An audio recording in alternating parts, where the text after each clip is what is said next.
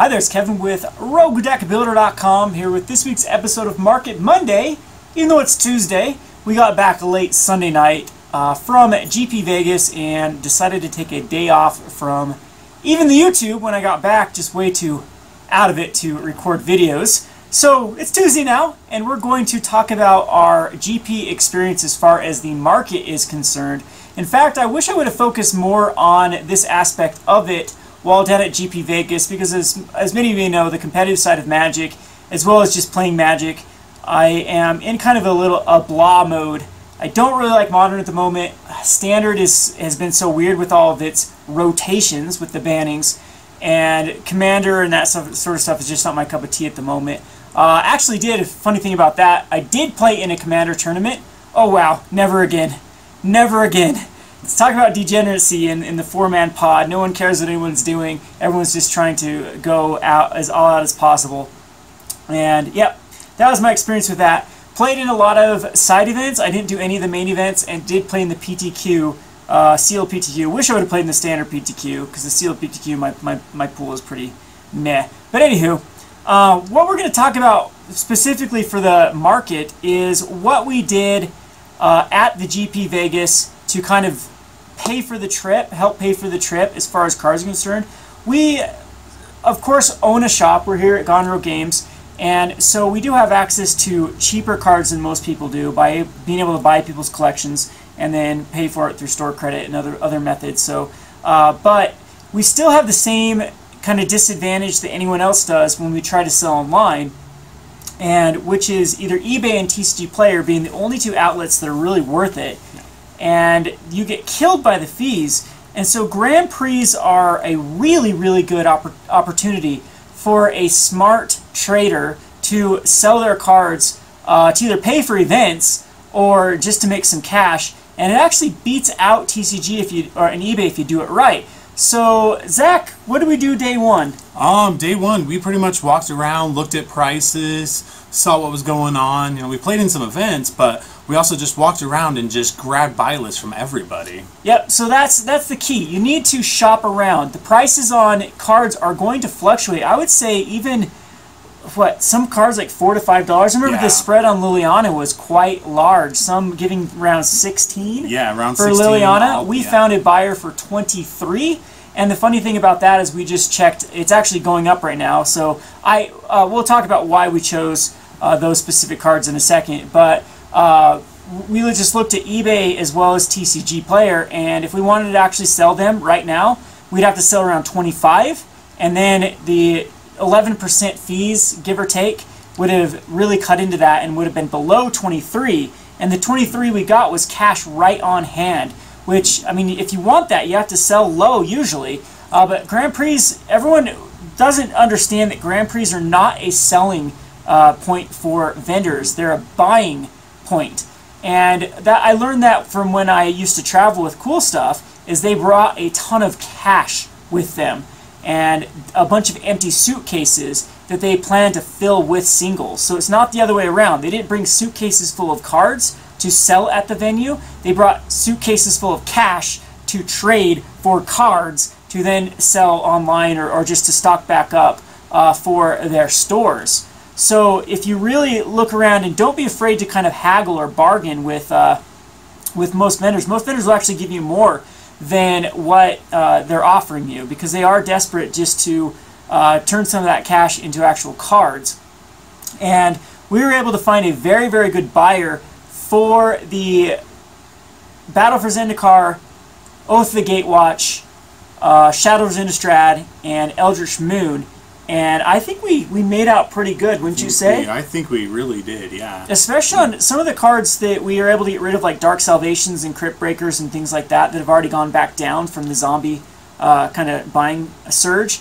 Those were able to sell at a couple, like $1.50, some of them, yeah, $1.50. $3 a piece for some of them, yeah. Yeah, and if you look on TCG Player, you have to sell those at really low, and then those are really awkward when you only end up selling one or two of them, and the fees really cut into your, when you're, tacking on a stamp and all the time and things like that. Yeah, the time majorly too. So if you're going to a Grand Prix, especially if there's one like GP Vegas with a lot of vendors, this is a good time to unload cards that are otherwise pretty difficult to unload. I mean, these are big stores. They have a much better outlet than even like a small store like us, and so they're willing to pay a premium at these type of, and they're competing with other vendors, so they have to.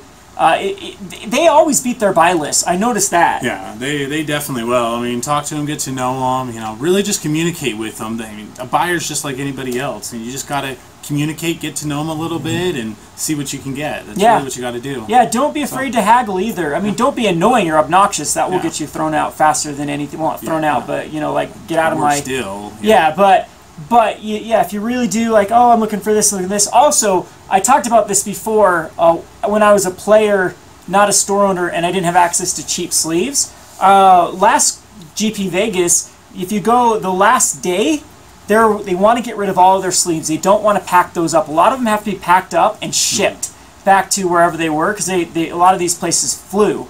And so they ship a bunch of stuff down to the venue, and then if whatever's left over, they ship back. And again, they want to convert all of that into cards, because cards are, you know, very easy to ship, and or even carry on at that point. Whereas sleeves are very, very bulky. And so I remember I traded all of my Thought Seizes at the time and Polluted Deltas to then trade for KMCs, and yeah, it was a bunch of KMCs and stuff, and made out pretty well off of those transactions. So anywho, the next topic we're going to talk about. So again, let's talk about what we sold. What are some things we sold and what prices? A lot of foils. I know we got what was it? Oh my gosh, I can't even think of his name now. Tireless Tracker. Tireless Tracker sold $750. Yeah, about $750. That was crazy. Yeah, there was just a lot of Archangel Avison was $750. A lot of some of the lands that we just can't really move that we've Arlen Cord $5. Yeah, $5. $5 for Arlen Cord. Chandra was $7, wasn't she? Yeah, no, I think about $450 for. Was it? Yeah, $450 for Chandra Flamecaller, but that was still good because it's going for like $8 if you go for TCG mid. But if you actually look now with the Aetherworks Marvel, we go unloaded them because this Marvel's gone, and so yes, people are still running Chandra. Yes, is a good sweeper. But with the Mardu metagame coming back up, Chandra is going to be high cost. Well, yeah, and it's not going to kill the vehicle. It's not going to kill Gideon. It's definitely not the card that it was with Aetherworks Marvel. Because Marvel had such a great matchup versus Mardu, it weeded it out. Now Mardu's back in full force. I personally expect Mardu to be the #1 deck within a week. If you actually follow MTG Goldfish's trends, Mardu, if you add up Mardu, both of them, for some reason there's two of them, two different piles on MTG Goldfish, or two different, whatever you want to call it, piles. The 4-colored one. And, yeah, 4-color and 3-color, and they're the exact same. One's having Ceremonious Rejection. They're going to go away from that 4-color deck again because there's no point, because there's no Marvel. So, Mardu, if you add those together, they're about 14 to 15% of the meta, and the only other deck that's around that is the Teamer Energy. So I think Mardu is going to come back with a vengeance, and so that's one of the reasons why we're definitely okay getting rid of Chandra. But again, we targeted those sets because this is about the time that rotation is really going to start cutting into profits. And the more and more you hold on to these cards, the less of a window, even if after this rotation and the new set comes out, maybe there's a breakout card, and some maybe like Westvale Abbey, for example, goes up because all of a sudden it's a Nabzan list. There's not enough time to really, the risk is way too high. The majority of cards are going to go down. They're going to be sold off. All the vendors are going to start getting out of them at this point because they only have about 6 months left, and it's just a smart move. Now, I don't think that of course, if you didn't go to the Grand Prix and you started holding out of these, I do suggest you sell. I'm trying to think of a few others that we sold. It was everything out of that set. Anything over like $4 to $5. We didn't sell any Gideons. We sold Liliana's. Tireless Tracker was the big one. It was $300 was what we sold. Paid for like all of our events that week. I'm trying to think. I cannot. Yeah. Those are the big ones, the Tireless Trackers. Oh, Grim Flayers we sold. What did we get for those? 11? No, I think we got like 13 for them. Wow, yeah. So that's not bad. And Grim Flayers do have some of those do have some modern playability, but like Liliana, for example, but they're usually one-ups. I'm expecting them to crash. Oh, the black 2-drop card. Oh, Collective Brutality. It's going to be like Kolaghan's Command, in my opinion. Yes, Collective Brutality has a lot of modern play, and Kolaghan's Command is the same thing. It saw some standard play, but the majority of it was modern play. It did see a lot of standard play when the the 4-color, like when we had access to fetch lands, 4-color Jace did still see a little bit of play with Kolaghan's Command, but it did crash back down to what, like $3-4 after rotation, and then now it's way back up because of Modern. I expect Collective Brutality to follow a similar route. So that's kind of topic number one. Topic number two is, we didn't do a lot of this. Usually I do, but I was out and about. I was just trying to kind of walk around and meet fans, which I appreciate everyone that came up to me. Met at least, I don't know, probably 40 fans there, which by far was the most that I've ever come up and talked to me and had signed mats and things like signed cards and things like that I've ever had. So I had a good experience there, but usually I kind of miss being kind of someone that wasn't recognizable, because one of the things I used to love to do was just go pick up bulk. And now even Wizards, they try to pick up the bulk and throw it in just like this big donation box. And it happened to be right next to what they call the gathering point, which Zach and I did a lot of Modern Masters drafts, and I did a Commander tournament too. So you had to wait for the 8-mans to queue up. And while doing so, we were able to just pick through drafts. And I would say we, like, maybe 15 to 20 minutes tops. Yeah, not much at all. And yeah, nothing better to do at that time. We were able to come up with them. We're not going to show the Omnicat stuff. We did find some like sensors and we probably found like 40 Magma Lord of sprays. Accursed, Magma sprays. Things with what I call real world value. These are things you can. I kind of miss Puka Trade for this reason. We're going to looking into Cardsphere to see if Cardsphere is actually viable. If anyone has experience with Cardsphere, please let me know in the comment section. The website seems a little bit clunky at the moment, but we're looking into something, because these are great ways to get these are cards that people want. They just happen to be recently reprinted, and so we're going to show you some of those cards, kind of our haul, just for free money of picking up. I've told this story how I paid for an entire Grand Prix entry fee by the day before, in the Thursday before or the Friday before the Grand Prix, when they do all the grinders and the smaller events. I was able to pay for my entry fee by Flint Hoof Boars. Just going around and picking up Flint Hoof Boars and then selling them to the vendors. And so we're going to show you some of our loot here. And so the first pile I want to show is, look at all of these signets. If there is ever a printing that doesn't, if the Commander decks do skip these, I expect these to go up a lot. These are Commander staples. Basically, every time a Commander deck runs this color combination, they put them in. And so this is just, even though they're only going for like 10 to 15 cents right now, these are cards that have real world value. And so, I mean, right there is a couple bucks worth of real world value that you can trade.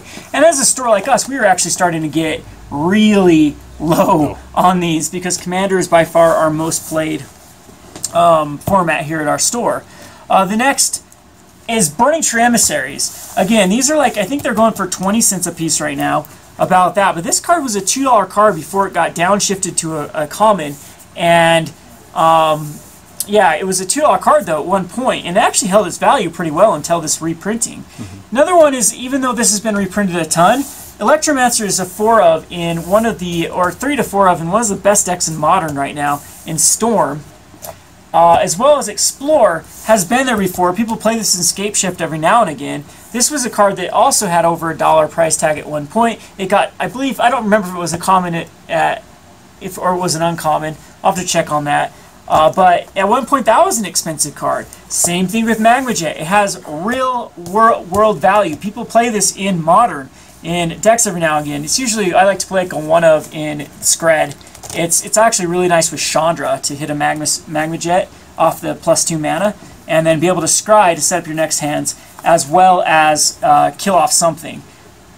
So the next one was, I mean, so then we had a bunch of other commons that had real world value that we just picked through, but are harder to unload. Other ones like Soul Warden and Spell Pierce, didn't find a lot of those, but again, that's just free money right there. Spell Pierce got up to about $2, I believe, at one point in time. The lands, the uncommon lands, they're still going for pretty decent, like 50 cents. They were up to over $1, some of them, $2, some of them. Tangible Virtue sees a 4 of in a lot of decks. You even find cards like Serum Visions and Inquisition of Kozilek's in the draft trash.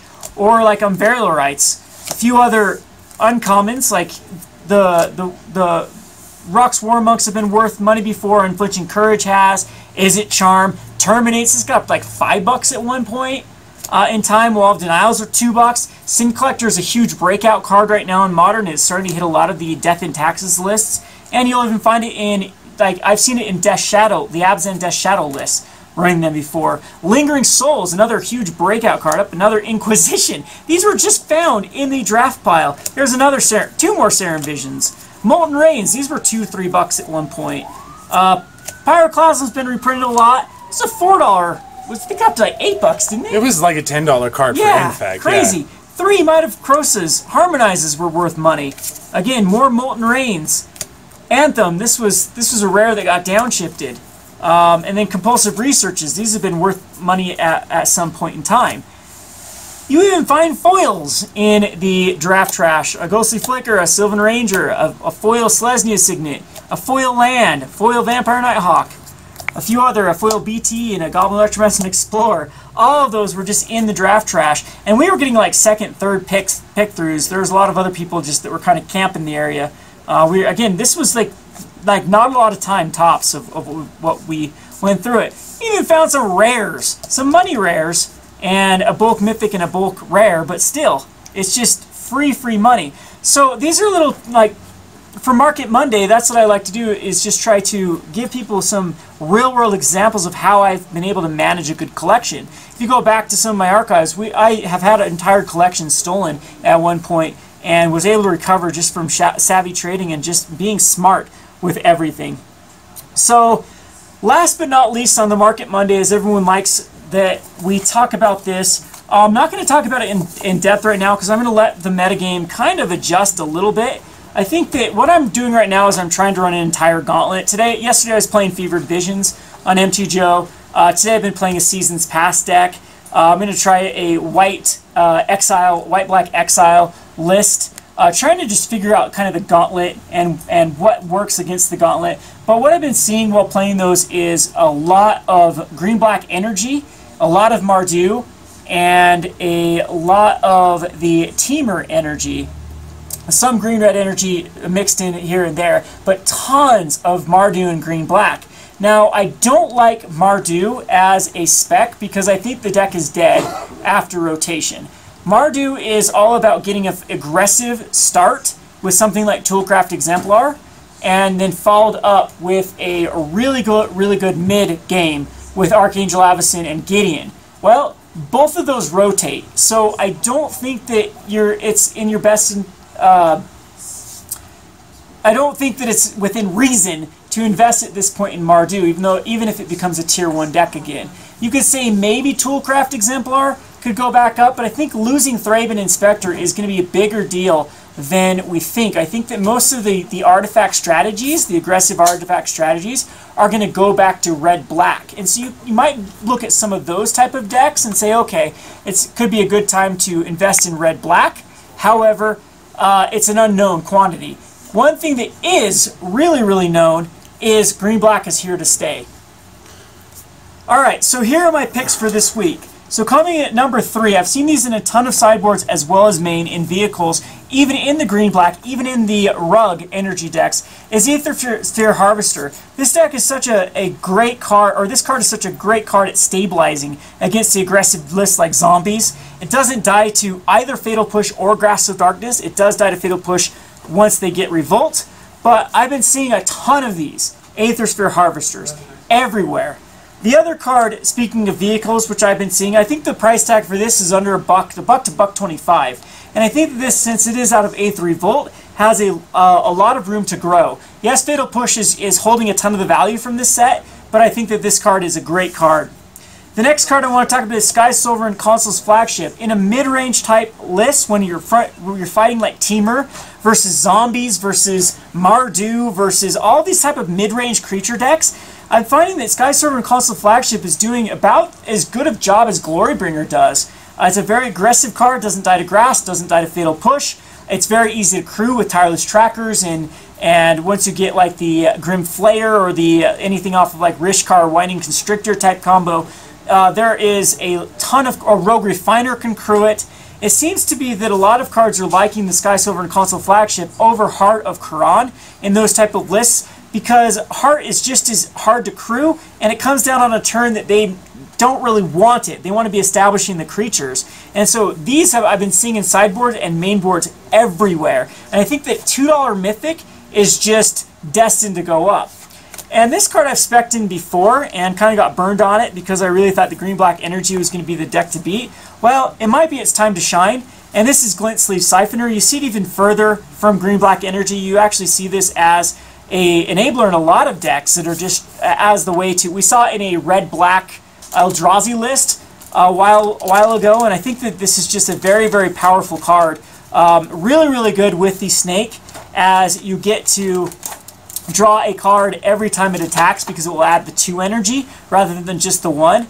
And it is a very good 2-drop that has to be answered or starts to feel like a Dark Confidant. And so this is around $1 at this point, and it's a very key piece to that strategy. To a little, somewhat of an extent, the Elephant, the 1-drop Elephant, is also pretty good, but I think the Glint Sleeve Siphoner has a much broader